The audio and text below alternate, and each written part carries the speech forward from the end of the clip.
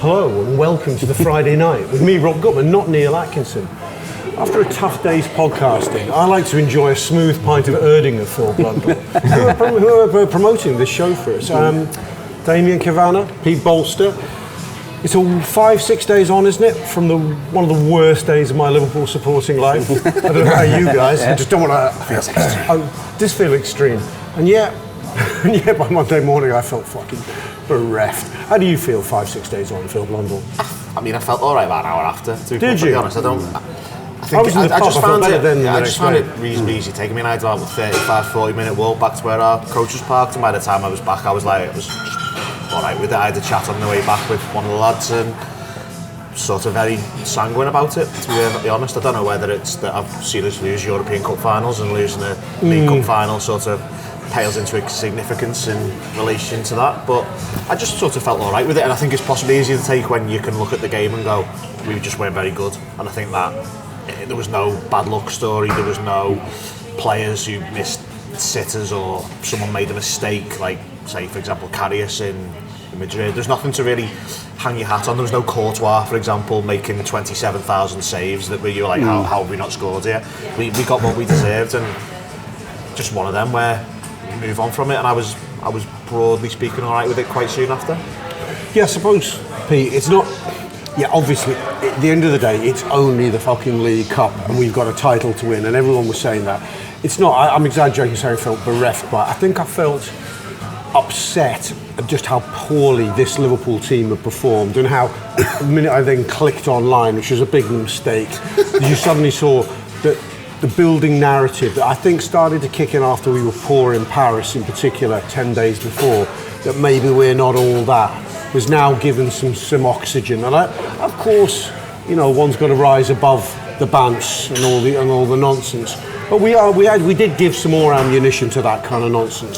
Yeah, absolutely. And I mean, at the end of the day, it's cup final, so I get Phil's point. But for me, I mean, I'm still disappointed Daniel Sturridge missed the penalty in 2014 against Everton. So I'm nowhere near over it. That was the 10-0, that wasn't it? Yeah, I think that we flew away the cup. I got that sense in the ground. I don't really think that we ever really done anything. It was a really poor performance on and off the pitch. I think the Liverpool players, the Liverpool manager, the Liverpool fans got exactly what they deserved. I think without attacking Phil, who goes to every single game and whatever, more than I do. But there's that sense of oh, it's only the League Cup, we've been in European Cup finals and stuff. I don't know what point in history we decided that the Premier League or the European Cup is the only thing that matters, because I think you can't pick and choose what you win and when you win it. And it proved that last season when we were going for all the trophies and we only ended up with the League Cup, as we put it, and it was a great day out. This season, we all said, you know what, it was a really good idea to go out against Plymouth. And it wasn't the worst thing in the world. Well, it wouldn't be the worst thing in the world now if we were still in the FA Cup, because a few weeks later, we're out the Champions League, the Premier League looks almost wrapped up, we didn't win the League Cup. And for me, we're the most successful side in England, and I want us to cement that while them down the East Lancs are just wallowing in mediocrity. And I want us to really make sure that we go so many trophies ahead, equal the league championship record this season. We're already massively ahead in Europe, and I just want us to make sure that Liverpool are top dogs forever, and winning trophies is brilliant. And just to touch on what Phil said, I think I heard you on a podcast the other day, there's only 10 different seasons we've won more than one trophy. Yeah. That in itself, winning the Premier League this season and having another trophy on that box would have been something special, something I would have been proud of. I'll be proud anyway, but no, am I over it? Absolutely not. I like that. I think that's a rousing speech, Pete, and I do agree with you. I think there was an atmosphere of entitlement and let's just enjoy the day coming into it. And I think that if you want to call it complacency, it was club-wide. I've never known a Liverpool crowd so muted in a cup final, Damian. Were you at Wembley yourself? Indeed I was. So what did you think? I just never felt our crowd got going. No. I don't usually like narratives just blame the crowd. Reason why. Why? We had our first shot in injury time in the first half. I don't care. You have to feed your crowds feed off what's going on the pitch. If you're not having anything like that, an end is never going to be loud. No, I get that. But sorry. Where's your first 5 minutes? Your first 5 minutes, though. But that's what I'm saying. Once you get past the first 5, it's going to be a bit like... We didn't get that. Yeah. No, sorry to cut in, but people keep going on with this reactionary crowd business, and I get all that. That's why the English crowds are brilliant. This is why you don't have a drum in the crowd, and we don't want to go like anything like the Europeans, because that's what makes Liverpool special. However, what's the point in having a bus welcoming if it's supposed to be a reactionary thing? The idea is to get behind them before something happens. Yeah. And I know it was really a drastic, mad example to give, but 2005, we were 3-0 down, we got nothing. What were we doing at half time? Yeah. We were supporting the team, and I feel like sometimes we need to grab the game by the scruff of the neck, and there was that entitlement. Sorry, Damian. No, there was a number of... None of these things are ever settled by one item, are they? No. So the team looked a bit jaded. One thing we haven't said is how well Newcastle played. They got the game plan bang on. It meant the whole world to them, and it showed. But we knew all that. We knew all that, yeah. So, okay, so you go into it. Now, I was a bit concerned. I was watching the press conference with Slot on the way home, and he was saying, well, if you play Newcastle in a manner like that, they're always going to win if it's a physical game. Well, tell you what, don't make it a physical game then, dominate the ball. So, okay, I think it's mitigated by the fact that it's undeniable Liverpool are going to win the league, and everyone had seen this as a bonus. And football doesn't work like that. You have to fight every inch, every way. And even if you've got a better side than the opposition, even if you beat them in the previous game, you have no divine right to turn up. And it meant the world to them, and it clearly didn't mean the world to us on and off the pitch. And that is a lesson for us to take. And it's a lesson that will be learned by other clubs who will go on an extremely successful run and who have bigger fish to fry. And the thing is, the danger is you can fall into that bit of lethargy, complacency, entitlement, whatever it is you want to call it. And I don't think it was any one of those things. It was just on the day we met a team where it meant the world to them, and they played to their maximum, and they got the tactics right, and we were just slightly off it on the pitch, and slightly off it on the pitch from the start, and then a momentum builds, doesn't it? And that's the story in football. And you know, the feeling I've got, I can only be honest, and I said this on the way home, it was unusual the way in which our goal counted, because it got ruled out by the ref and ruled on by VAR. That's unusual. After he'd spoken to everyone. Yeah. So okay. Really worthwhile use. It's a really hasty fucking flag. Which killed the momentum as well. Sounds, yeah, but also I was like, well, okay, we got this goal back here. I just thinking to myself, it goes through your head, and I'll be completely embarrassed now if we equalise from here. Because if we equalise from here, we'll win.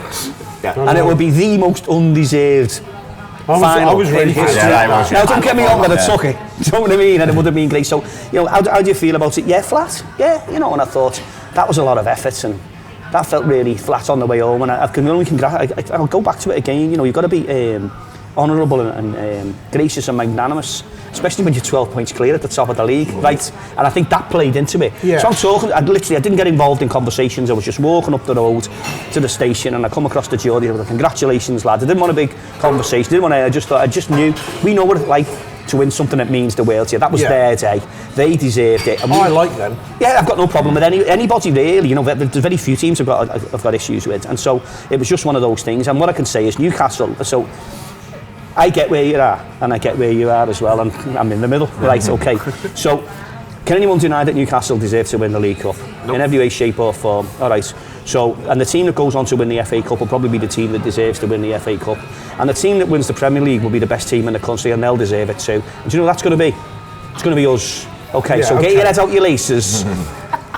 The morning is over. Right, let me ask you a question. I want to move it on away from... Do you want to trivia question first? When was the last time we retained the trophy? Retained the trophy. 84. The League Cup is the last time. 86 it was. Were you retaining? No. I don't know what it was. No, 86. Was it 84? 84. No, mid-80s. We won 4 in a row, didn't we? Yeah. 80s, because we won. We won the League Cup in the 80s. We won it's the last time we won the League Cup on the bounce in the 80s was the last time we won the trophy. Because 85, 86 we won the league and FA Cup, which we hadn't won anything. So but you're right. Yeah, long time. Let me just segue into the title race and ask you a question, Damian. Do you think the experiences of Sunday, and I'm going to call it the whole 10 days around the PSG tie as well, which are all being negative experiences really in our lives as Liverpool supporters, negative experiences for this team. Do you think they, with a title, I hear all that, we're winning this league and the tub thumping and the chest out, and I'm with that. At the same time, we have to win this league. Yeah. This league ain't going to win itself. No. Right? Now, even our wildest dreams of Arsenal fucking up, this isn't going to win itself. So do you think the negative experiences and the dip in form and the knocking confidence we've encountered here, is this going to help us when we next resume battle, or is it going to make us edgier? What's your gut feel? My gut feeling is that we've got people who aren't good enough to be at the club that are in the positions they are. If the Reds can fall off after 2 defeats, when they're 12 points clear at the top of the league, no, if you've only, form is form. It's not going to not. Well, it's fair enough to say it could affect. It's form when you don't play for 2.5 weeks, though. I don't think it is. Well, this is one of the greatest questions in football. What does the international break do to you? If you've won 4 games going into it, and it's usually a bad reset if you've won 4 games going into it. Well, let's put it this way. It's a reset you don't want, isn't it?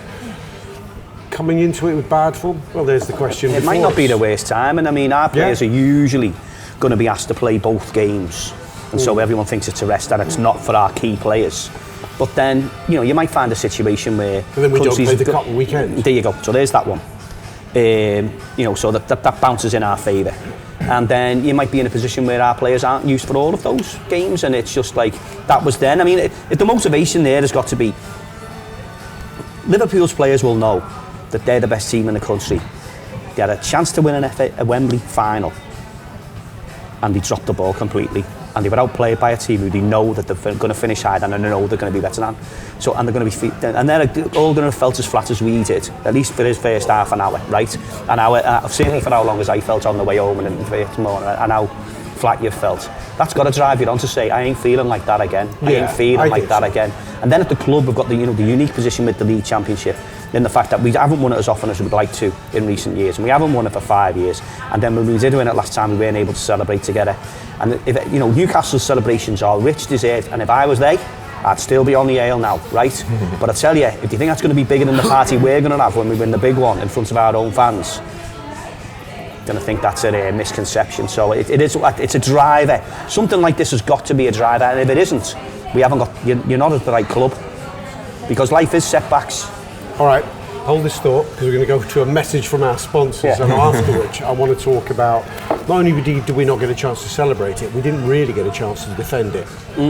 Over to the sponsors. And Erdinger, please.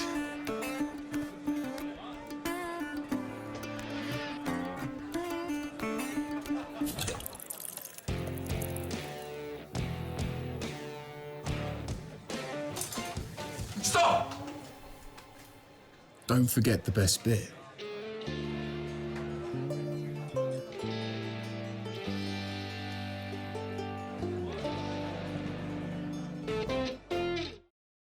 So, before we broke, I said, Damian, we didn't really get a chance to defend our title because of the COVID season.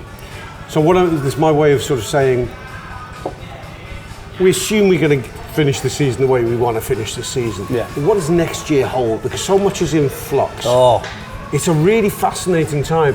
Of all my life supporting Liverpool and seeing us honing in on titles, I've usually thought, as you begin to let your mind wander to the summer, you go, we're so fucking good. We're going to win the league, we're going to win the league by miles or whatever. It's usually been the way during mine and your Liverpool sporting guys mainly. You go, do we need players in the summer? Maybe one, a left back here, a winger there, but we don't need much. But this is so full of strange uncertainty because of the contracts, because you feel the manager's got tunes out of players that you can't expect to get again. It's complex, isn't it? Very complex. I don't even know where to start, to be honest with you. The three players who are out of contract and the club have both played their poker hands very well, right to the end, haven't they? So there you go. So whichever it's going to go there. Even if we signed all of those players, we would certainly need some freshness. Everybody does. You've got to turn it over year by year. To quote Bob Paisley. And then if they are going to lose those 3 players, are they going to change the style in which they play and this and that? And so it's almost as if it's sort of like, we've won the league, but what next? You're not going to be able to bask in it.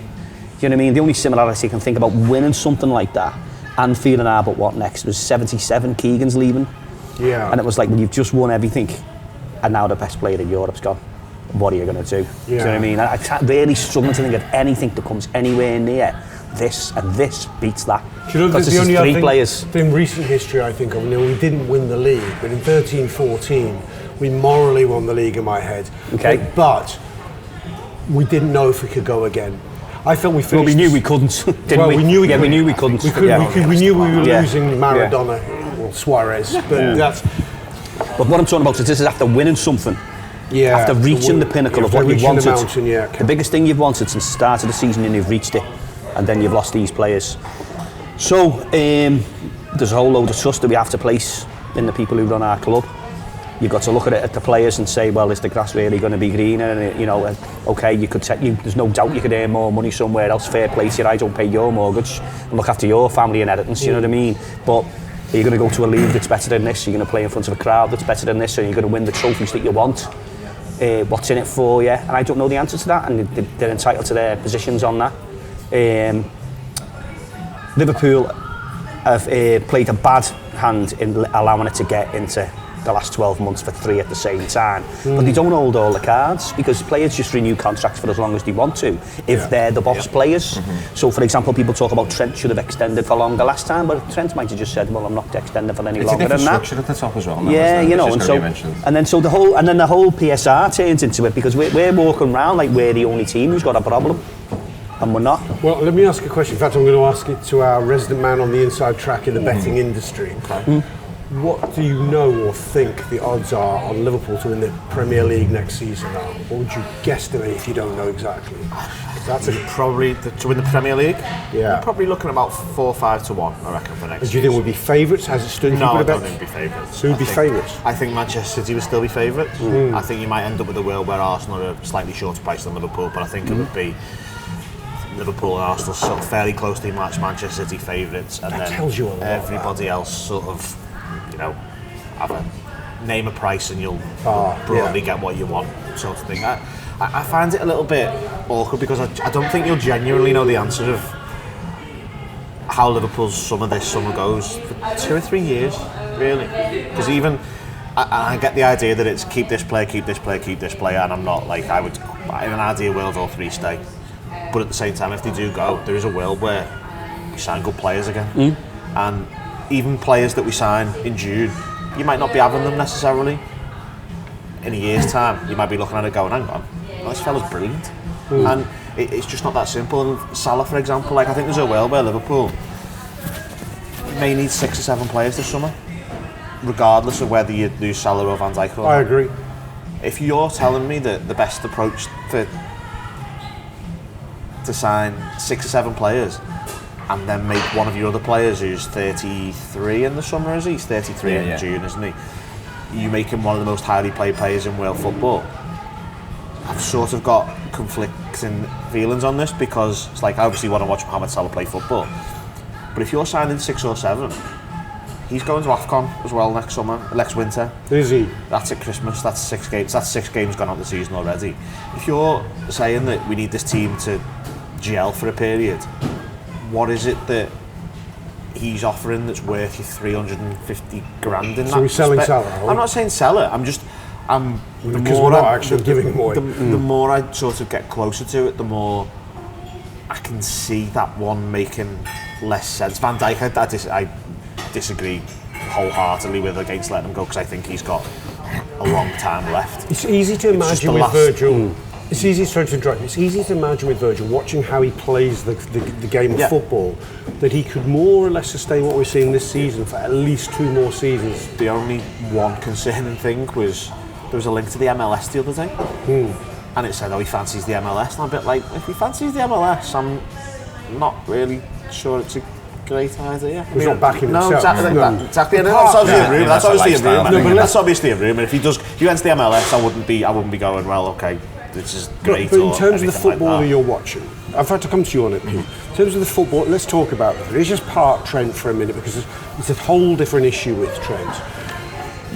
I think it's not our gift to necessarily give to keep Trent Alexander-Arnold for a wide range of reasons. He's being clearly tempted by the richest, most glamorous football club in the world, and that's a drama that has to play out, and we can only cross our fingers and hope what happens. And I don't think it's Liverpool can offer him all the riches under the sun, I don't think it necessarily would matter. But the older two, the two legends, Van Dijk, given the form he's on and the fact that he doesn't rely particularly on pace, it's all just intelligence, anticipation and all that experience, you can sort of imagine that he could all but repeat the epic season he's had this season next year, and the year after it only be 90%, and eventually he'll fall off a cliff, but we could get some real value out of him. Mohamed Salah is much more complex. We can talk all we like about how good his abdominal muscles look in photos, right? But we have clearly, he's had a strange paradox of a season, I think. On the one hand, he's posted numbers which are only better by his first season. In fact, arguably, when you throw the assists in, you can go, his numbers are better. Right? So this is his peak season. Yet it is obvious to the eye that he can't involve himself in football matches as comprehensively throughout a game. Influence football matches comprehensively quite in the same way he did at his peak. He's not as quick, he can't get back and defend as easily, and you can see, we had a little glimpse of it in the last 10 days, of how a vibrant attacking player might fall off a cliff. Maybe not in August, but maybe not after AFCON next year, or maybe within 12 months. It's just, he would challenge me as a director of football more than the Van Dijk decision. Yeah, and going back to what Phil said, how many players do we need to bring in, and then does that prevent us signing certain players because of the wage bill? I always think as well, as good as Salah is, and by the way, I'm just playing devil's advocate here. I love Mohamed Salah. He's a phenomenal footballer. We are doing I that. I love Trent Alexander-Arnold. And it's not just me, in fact. But I don't think two of them can play on the right-hand side anymore. I think it's a hindrance for Liverpool. I think when they were in the pomp and Trent was attacking and he was fantastic, and like you just said about Mohamed Salah getting back at various points and he was more dynamic, taking players on. You had Jordan Henderson shuttling over and doing all those the donkey work basically. With now, you've got Dom Szoboszlai, who has got the same engine, but he plays a slightly different position. He's more advanced, so he's not actually playing we play more vertically. Yeah. So the way the system is now is, I think we might look back in a year's time or in a couple of years' time and think Arne Slot just got the best out of Mohamed Salah. Mohamed Salah gets the best out of himself, don't get me wrong, but the way the system's tweaked to make it work, I don't think Trent is as good going forward. He's better defensively this season, so the way it's all working, I personally have started to come to the idea that Liverpool don't want them. I think they want Virgil van Dijk. I think they've accepted that Trent's going to go to Real Madrid, and I think that in an ideal world they'd like Mohamed Salah as a player around the squad, but not on the amount of money and the fact that he has to play every minute.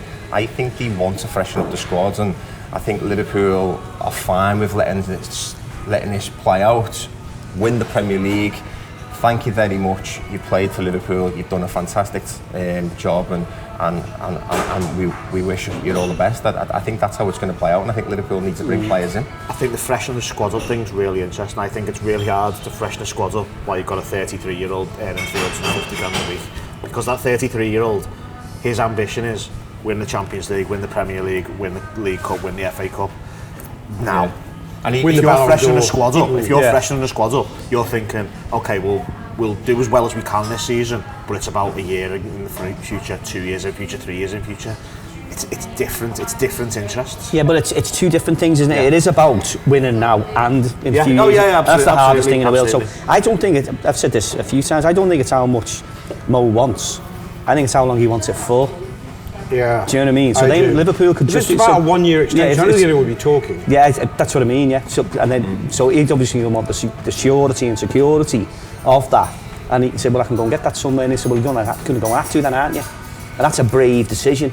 And what we don't want to be in is in a position where, you know, you repent at leisure and you've locked yourself into a contract that prevents you from signing other players, that makes you too close to the win financially, and then his legs fall off, and then it's difficult to get rid of him, and then etc, etc, etc. But equally, you don't want to throw this fella out the door when he could make a key contribution next season. He could have a vital, you know, I think Mo Salah could do next season what you've just said Virgil could do. He could do. It's more than possible. I think I would start to have reservations to say could he do it in a second year, for the full second year. And maybe that's the crux. I think that's probably the sticking point. Yeah. Really, I think not how much they want, but how much they want it for. And then we've got to trust the club. It must live within its means.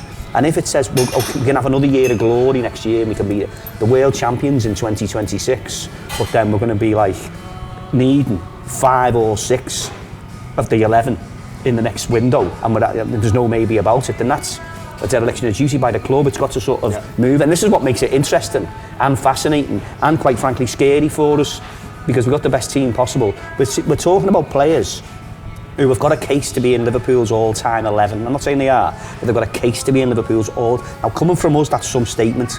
So it starts to get scary when you start losing them. And he is on that right-hand side. He's in that all-time 11. Well, you see, here's the crux. I'm just you know, thinking back historically when Liverpool have faced this dilemma. In my lifetime, when Dalglish was reaching, I mean, Dalglish was exceptionally in older age, but by making him player manager, it took the pressure off that decision. And in fact, he was able to take himself out of the team and then bring himself back in for a swan song and then out of the team. I think the problem with Mohamed Salah and what Liverpool have got right now is the fact that it's the dynamic of the whole team. So I've spoken about the right hand side, but let's hypothetically, if you're keeping strength, he's not going to bust the gut.